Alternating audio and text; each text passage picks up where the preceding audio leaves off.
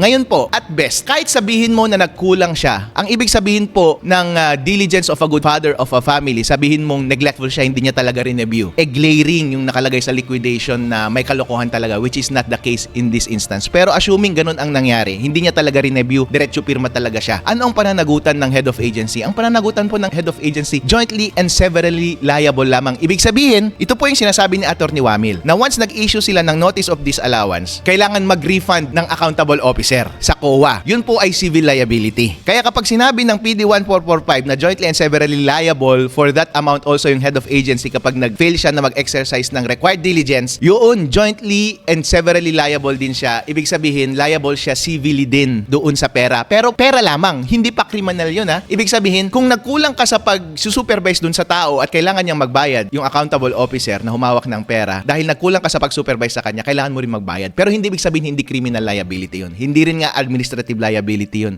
Ang sineset niya lang ay civil liability na magbayad altogether. Hindi po sinasabi na may kasalanan. Therefore po, kahit tingnan mo yung PD 1445, walang sinasabing criminal liability doon. And titingnan mo yung circular, ang nakalagay lang doon ay prima facie para lang magsampa ng kaso, prima facie case against sa accountable officer. Again, inuulit ko po, hindi po accountable officer si VP Sara Duterte at wala rin po siyang kamay. But in any case, gusto mong ipilit na siya talaga ay accountable officer at sinasabi mong hindi niya practice yung required diligence para mag-supervise sa mga tao. O sige na nga, sabihin mo, solidarily liable siya. Sabihin mo, merong prima facie case sa kanya. Pero meeting po ba yan ng required ng saligang batas para ma-impeach ang isang vice president? Hindi po. Dahil po sabi ni Senator Defensor noon, hindi nakatalaga doon sa ating konstitusyon yung required proof para ma-impeach ang isang impeachable officer. Pero sabi po niya, ang required proof ay less than proof beyond reasonable doubt, which is applicable sa mga crimes, pero more than substantial evidence, which is required sa mga administrative cases. And yung prima facie case and presumption is always less than substantial evidence. Therefore, kahit at best, Mr. Wamil, sabihin mong siya yung accountable officer, kahit sabihin mong hindi siya nag-supervise ng kanyang tauhan, yung required proof na establish mo ba? Hindi po. Wala kang positibong ebidensya. Tulungan kita ngayon, Attorney Wamil. Kung gusto mo talagang bigyan ng sala si VP Sara Duterte, alam mo po ang technique, magiging hostile witness nyo po yung mga disbursing officer sa mga susunod na mga hearing. Ang gawin po ninyo ay i-ferret out ninyo sa kanilang sariling bunganga at sabihin nila either na inutusan sila ni VP Sara Duterte na i-falsify yung mga acknowledgement receipt at ibulsa yung pera at ibigay yung pera kay VP Sara Duterte, or altogether sinabihan sila ni VP Sara Duterte na nakawin yung pera at